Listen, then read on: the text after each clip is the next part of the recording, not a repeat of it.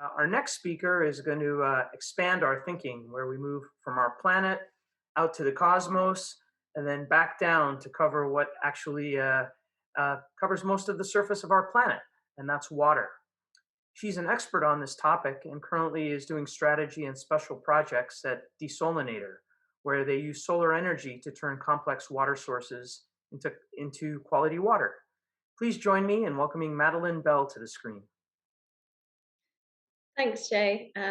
Greetings from London, where it's actually a little bit sunny, and welcome to everybody. I know you're dialing in from all corners of the world, so I'm very happy to be here today. And I am very excited to be talking to you about my specialist subject, which is water. So let me just minimize here.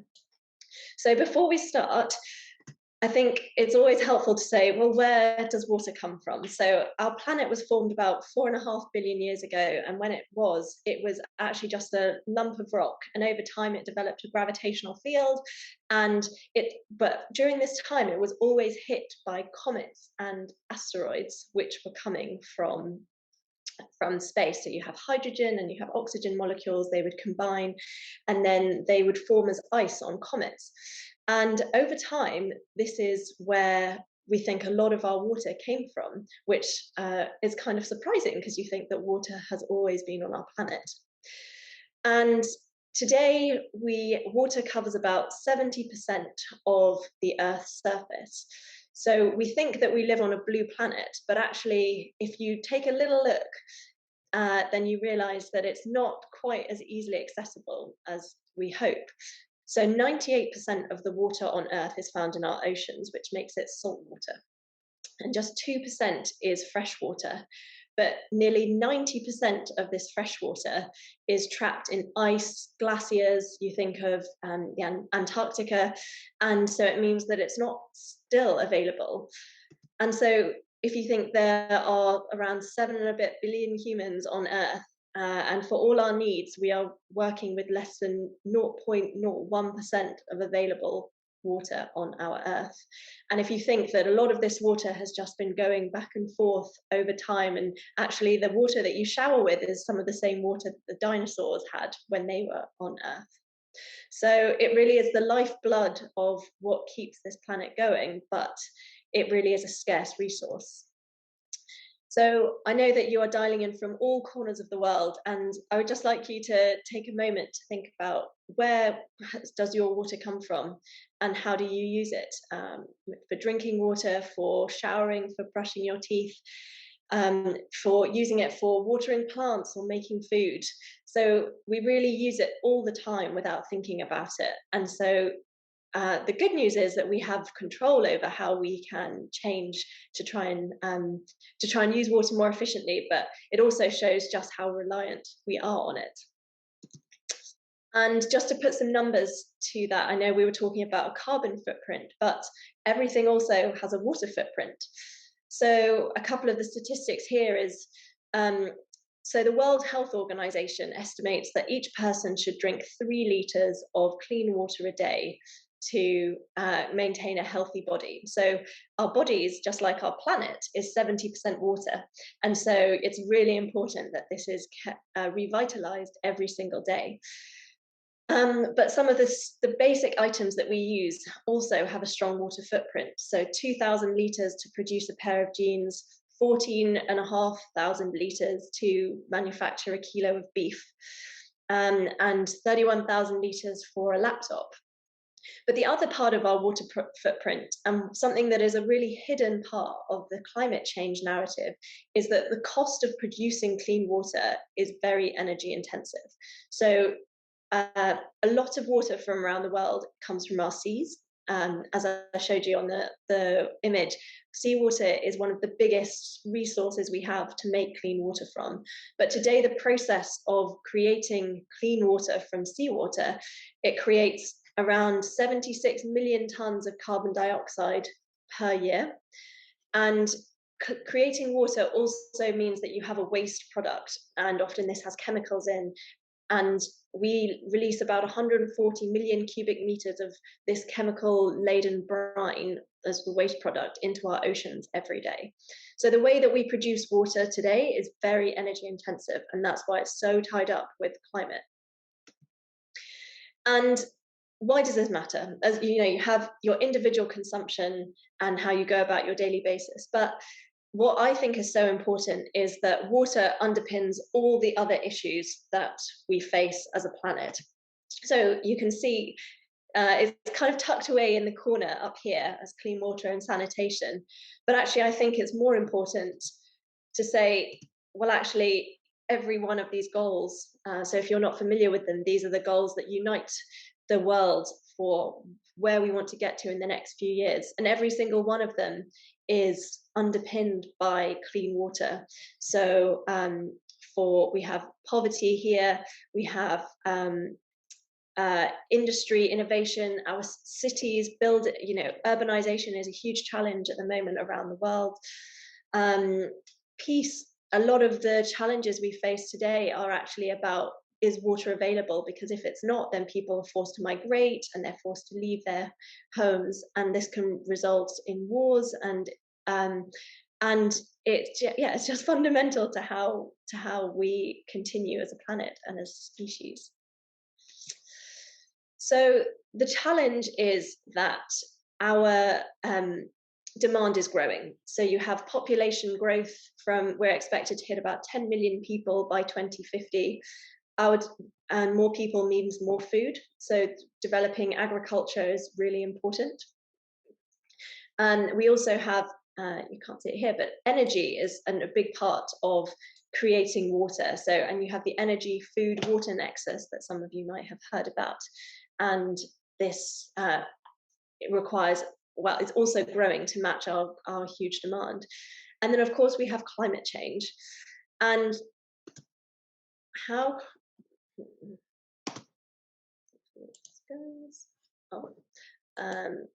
so climate change is affecting our water resources in a whole variety of ways. And this image is from the Environmental Protection Agency, which is the USA government's climate change portal, and where they look to try and preserve natural resources. So just a couple of ways that climate change is affecting how it affects our water resources. So first of all, you have droughts. If you have climate change is affecting rainfall and weather patterns. So you might have,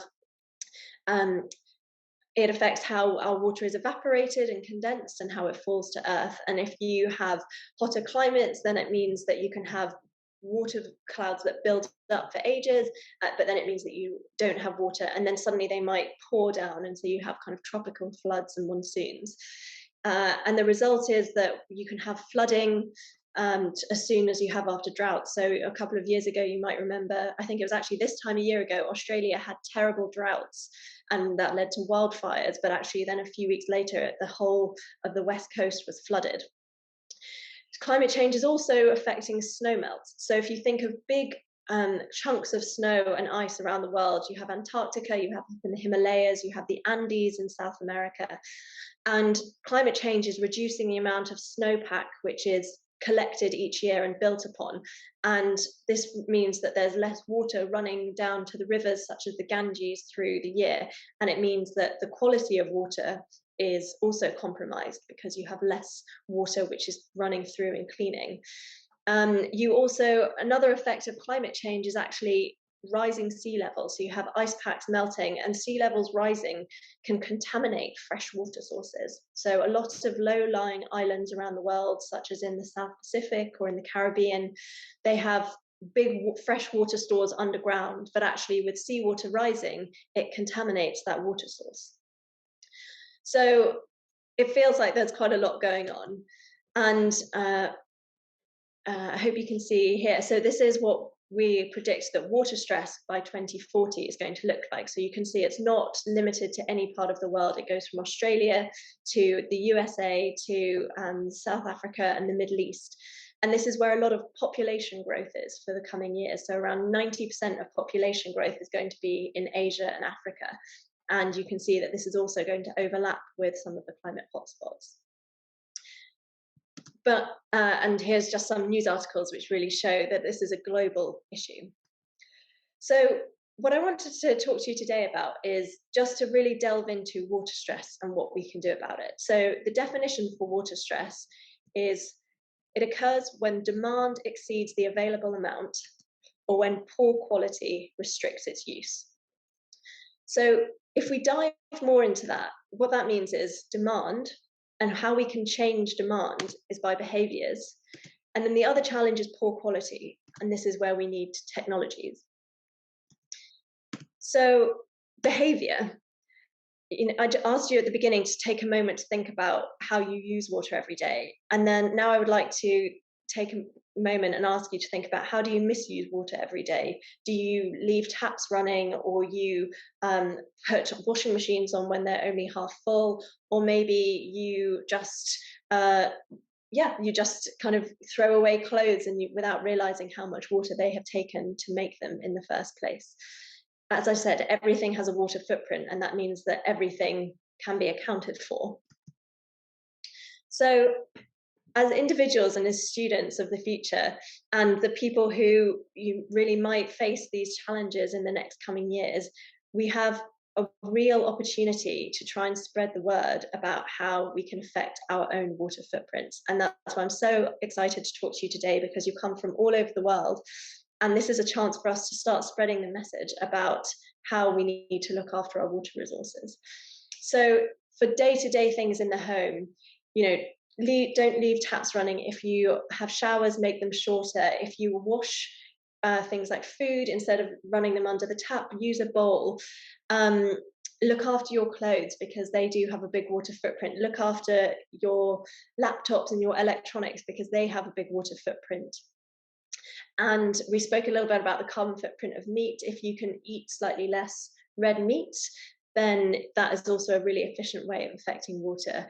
But really the main thing that you can do is to talk to other people, your parents, your friends, your grandparents at school, to try and create better behavioral practices, because water is one of the really unique parts of climate change where cumulative local action can actually make a difference. And this is, you may have seen about 4 years ago, Cape Town in South Africa was on track to totally run out of water. It was called Day Zero. You had people queuing around the block to collect water. But actually, because they knew this was coming, the city of 5 million banded together, and people had egg timers to reduce their showers. People were recycling water through their homes. They were having really short showers. And this was a city that managed to totally avoid a day zero. And they also managed to hold off long enough for then the rains came later and filled up some of the dams. And so it enabled them to have more water. But this is what is so exciting, is that water is actually something that we can have an impact on. And this is just something that I would really like you to consider, because I think climate change can often feel a little bit overwhelming, and water is something where we can really take action. And the other part of the equation is technology, and this is where I come in. So I work for a Dutch company called Desolenator, and what we do is we turn seawater into clean water, but using only solar power.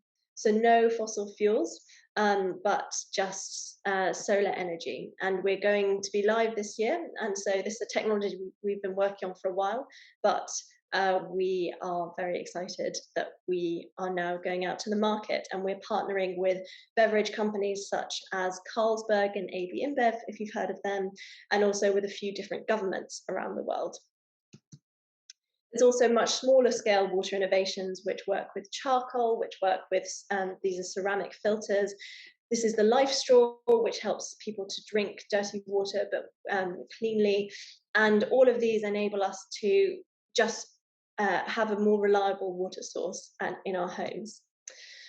So the challenge that I have for you today is to really think about how you use water and how you can make small improvements and how you can share the message. Because if you think that if each person here told 10 people, then they told 10 people, you can actually start having thousands of other people who start thinking about water. And water is something that we have power to use better and to use more responsibly.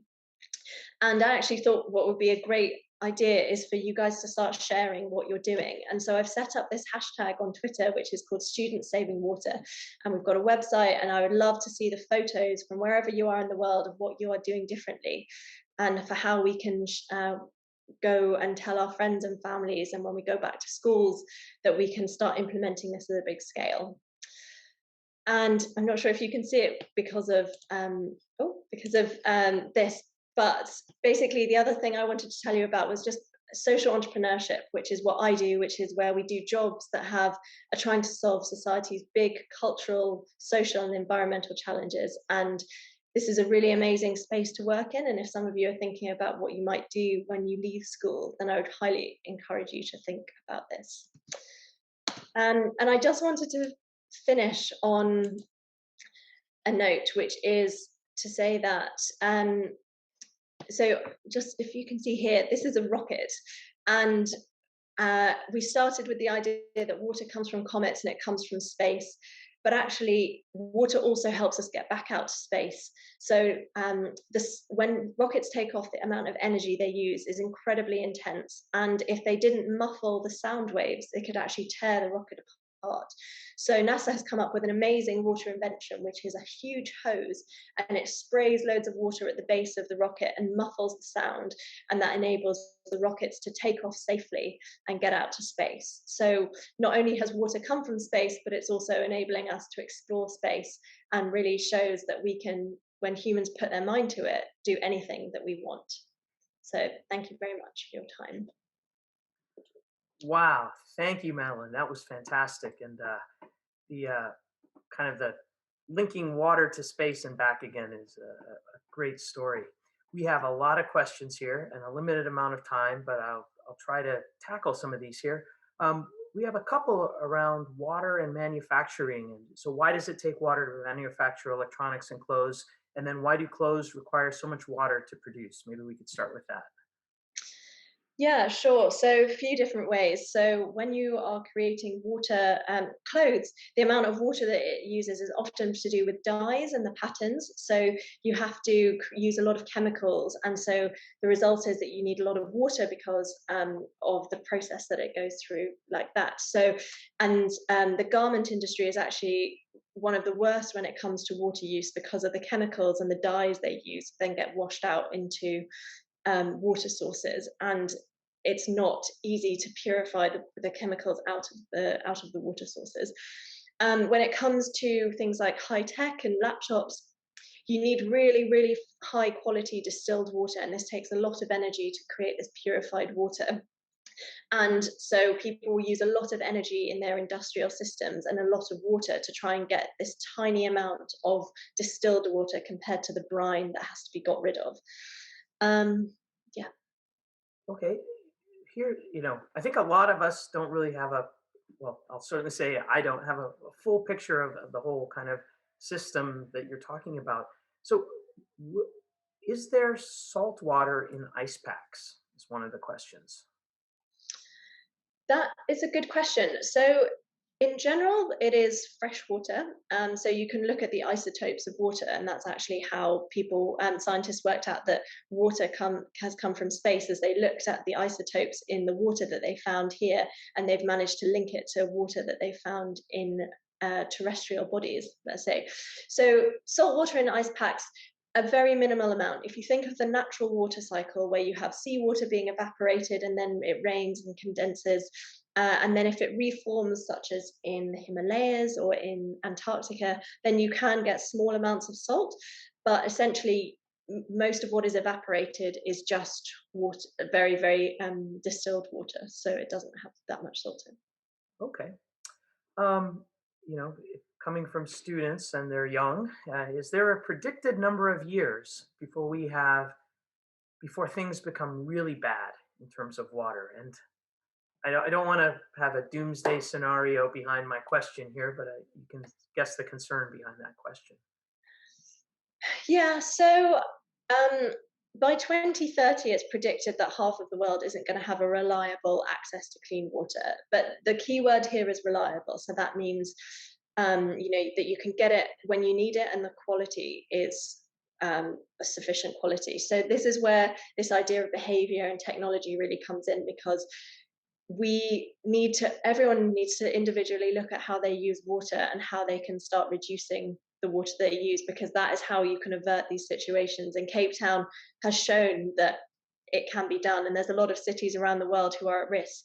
Even my hometown of London, which is known for the amount of rain it has, actually might face water stress in the coming years because of the infrastructure and how much demand everyone uses. Okay. And now you mentioned 2 points there. One is behavior and one is technology. A little bit later in the day, we'll be talking about behavior. But one question that came up is, can you give us some examples of current technologies that help save water? Sure. So there's a whole bunch. So if you look at shower heads, you can get really efficient shower heads, which they essentially use more pressure and air vapor. So you still think you've got the same volume of water hitting you, but actually there's much more efficient use of water. You can get systems for toilets, which recycle water much more efficiently. You can, in the home, you can get ones that help make your washing machine more efficient when you're producing water. And then for big scale and for big buildings, you can get systems which are purifying water to recycle it back through industrial use. So if you think of big greenhouses and how water is produced there, how water is necessary there, but actually you can, when it's a closed loop system, you can just recycle some water through. Oh, And the good news is that big companies around the world, they all have sustainability reports, and a lot of them put water and water stewardship as part of their goals. So people are trying to reduce the amount of water they use. So you're all too young for this, but a lot of beer companies are trying to reduce the volume of water. It's currently about 5 liters of water to 1 liter of beer produced, and they're all trying to get to around 3.5. oh, okay. Now, this is a kind of a meta question, and maybe we can wrap up with this here. Where does water go when it's used? It's a really good point. Um, and it changes around the world wherever you are, but essentially all water ends up back in the sea. So if you think of yeah, infrastructure systems in cities like London, it's the same as in America or in South America. Water goes back into sewage systems, and often sewage is treated and released back into the oceans. And this is why it's also really important to think about the water that you use, and to make sure that you are trying to not put anything down in drains or that might be detrimental to oceans. But essentially, it all ends up back in the oceans, and then it's evaporated back into clouds and then falls down as rain. So, like I say, the same water in your shower was what the dinosaurs were experiencing. So it's all on one planet. Okay. Well, thank you. There's a ton of questions coming in, but unfortunately, we're limited by the time here. So clearly, your subject and your presentation really resonated with the audience. So thank you so much for that. Thank you for your time I today. will, I will encourage you. It's students saving water, and I think today is a great opportunity to start a movement of students who are trying to use water more efficiently. But send us your photos, and let's try and spread the word. Great. Thank you so much, Madeline. Thank you.